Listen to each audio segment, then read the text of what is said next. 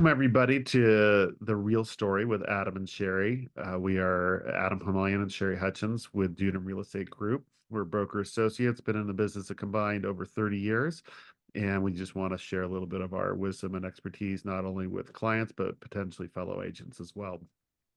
Today, our topic is short sales, which over the last 10 years, we haven't seen much of them since the last recession.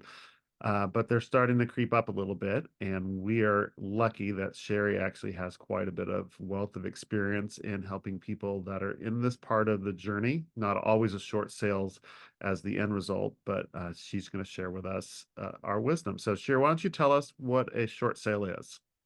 Very basically, a short sale is when a homeowner needs to sell their home and their mortgage is bigger and more than the actual value of the home.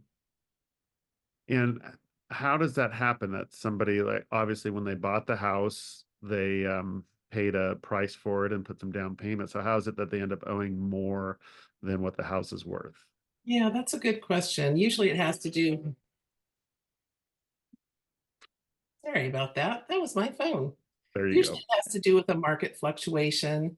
The market changes, values go down, homeowner needs to sell and they're kind of stuck.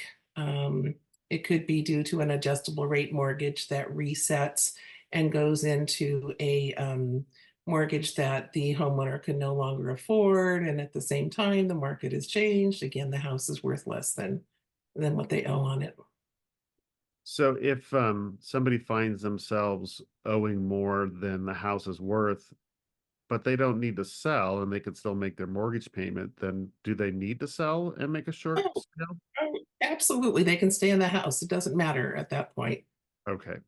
So it's only if somebody finds themselves in a situation where they have to sell and it's worth more or worth Yeah. less than what they owe. Person So what was. is it? Yeah. Yeah. I mean, basically what happened during the turndown was people would lose their jobs and could no longer afford their mortgage. They had no choice but to sell. And if it was short, then they had a problem.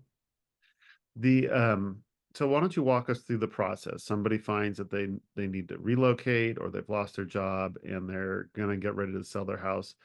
What are the next steps they need to do? Yeah. The most important thing to know about a short sale is you've got to have a documentable hardship. You have to prove that you've lost your job or that you've been relocated or that you've had a pay cut, or maybe you've been involved in a divorce or there's been a death of a spouse or something and you can no longer afford the home. And once that is established, then believe it or not, it's much like applying for a loan. You have to submit your W-2s and your bank statements and your tax returns and show where that you can't afford the house. And the again, it's much like applying for a mortgage. The lender's got to approve it. Only they're approving to take less money than what you owe them. So, That's because not only have you lost money, but the bank is going to lose money. So they have to sign off on losing the money. yep, they've got to agree to it. They have to agree to All right. And so what about preparing the home and marketing it? And does any of that change? Obviously, there's some budget around preparing the home that won't be there, but what does actually selling the home look like compared to a regular sale? it.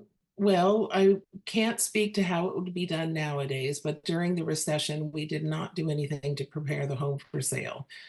Seller often didn't have the money to do anything to the home.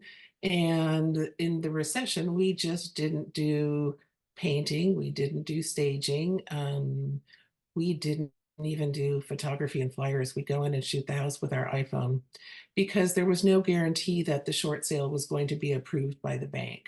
Sometimes they came back and said, no, we're not going to approve it. And then the house would go to foreclosure. And so it didn't make sense for anybody to invest any money in getting the highest and best price for a house, which is why we work on houses. Mm. So I don't know how it will play out in this market. There are a lot of short sales right now. So who knows? So, are there other alternatives to a short sale? So find yourself being upside down with a loan. Um, what are some other options that people might be able to avail themselves of other than a short Yeah. sale? One of the ways that we can keep people in a house if they want to stay and if they can afford a payment, just not the payment that they've got, is to do a loan modification. And Mhm. that is when we go to the bank and say, we've got a hardship here. We want to stay in our house, but we can't afford our mortgage. Can you redo the loan or modify the loan? There's other alternatives if they don't want to go through the time that it takes to do a short sale because it used to sometimes it could be 2 years to get a short sale approved. And that would be what's called cash for keys. And it's like, hello, lender, I can't afford my house. I don't want to do a short sale. I'm mailing the keys to you. It's all yours. And then the bank would foreclose. Not the best option for anybody. It affects your credit more. Mhm. Uh, if you do a foreclosure, and the banks don't really want to be homeowners because once they have the home in their name, so to speak, then they've got to maintain it. They've got to pay the taxes. They've got to make sure nobody breaks into it and squats, which is what people were doing during the recession. They don't want that. It really makes sense for everybody involved to do a short sale if it can be accomplished. So you just said something a moment ago that a short sale could take up to 2 years. If you're struggling to make payments, do typically you continue to make payments during that whole 2-year process of trying to get a short sale approved? Or do the homeowner stop making payments? I mean, that seems like they would be at risk of foreclosure if they stop making payments. Mhm. That's a really good question. Oftentimes, if people had a documentable hardship, they couldn't afford to make the payments. And by the time I was involved, oftentimes they had missed multiple payments. We're not quite at risk of foreclosure at that point. But what happens is when you initiate a short sale, is it stops foreclosure action. Yeah, So, you were and telling me there's a big something the other day about it there only being one action allowed that maybe can you tell me more about that? yeah. Remind me. California is a one action state, and that's what that means is that the lender can only take one action against a borrower. We're going to refer to them as borrowers instead of homeowners because that's how the lender sees them.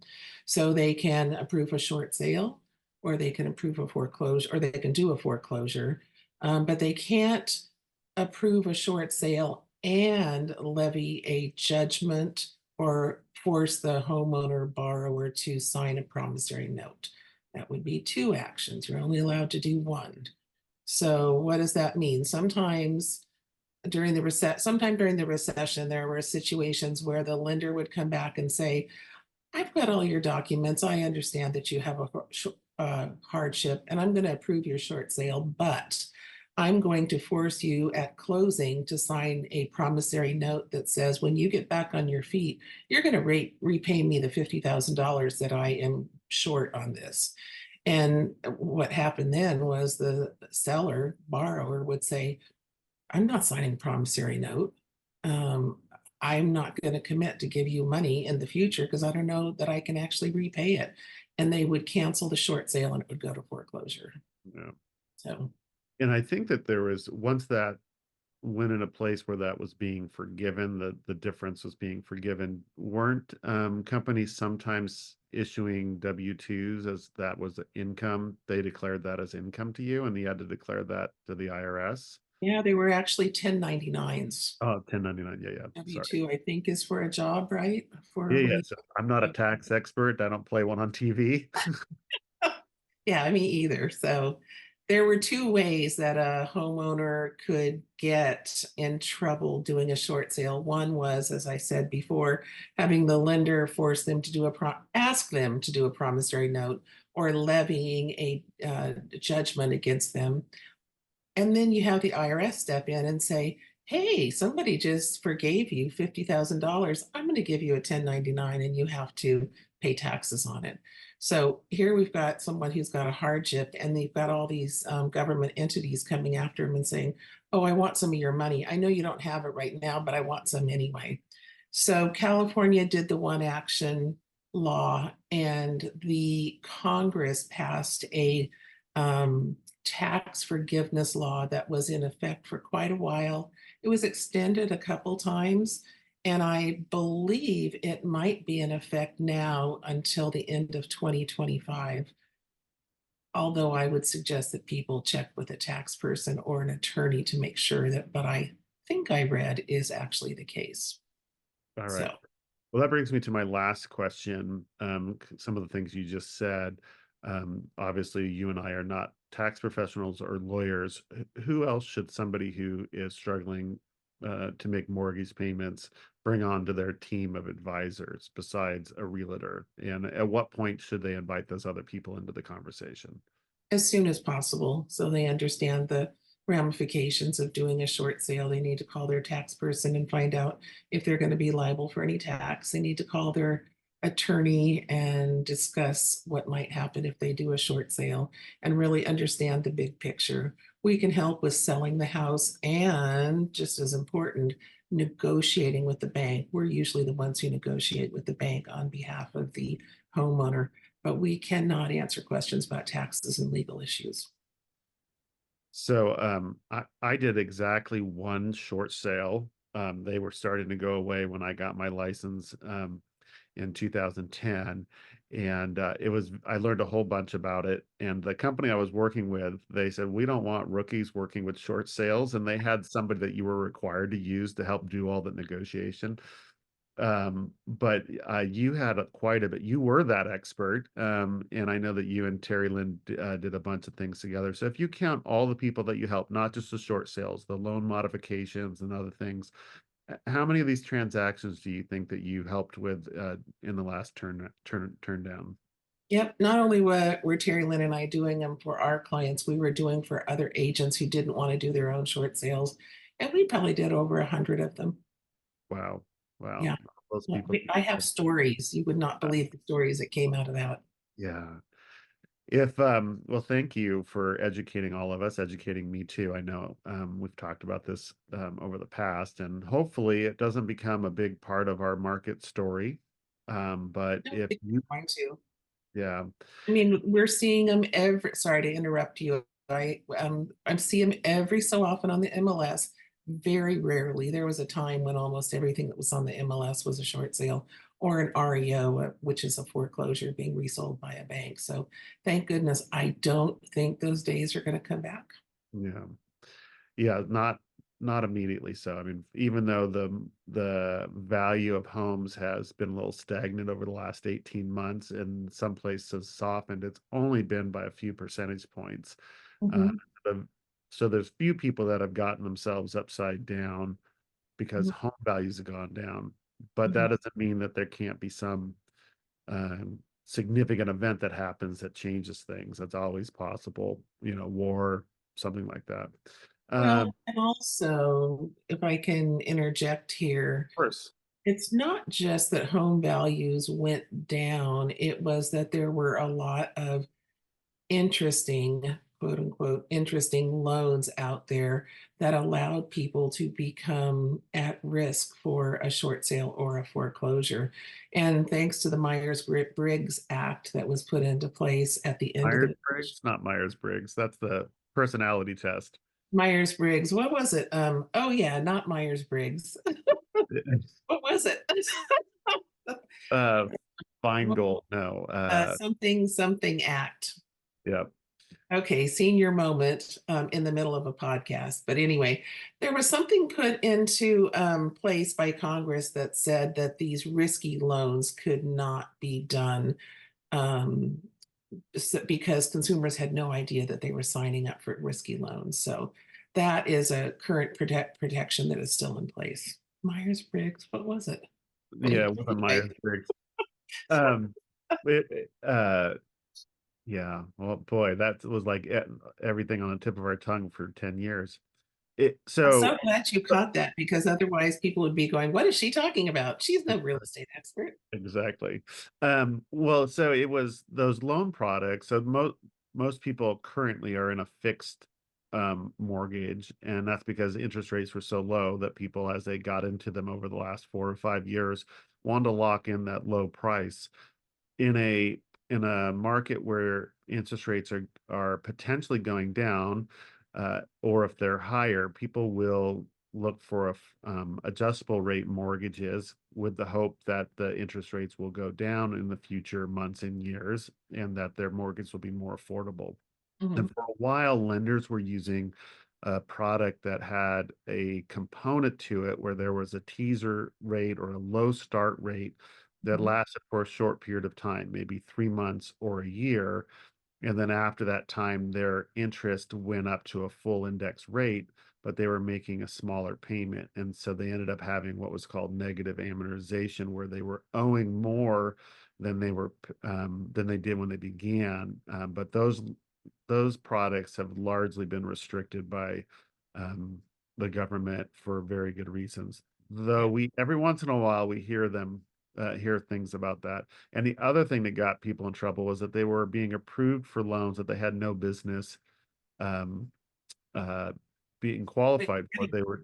They were no doc loans.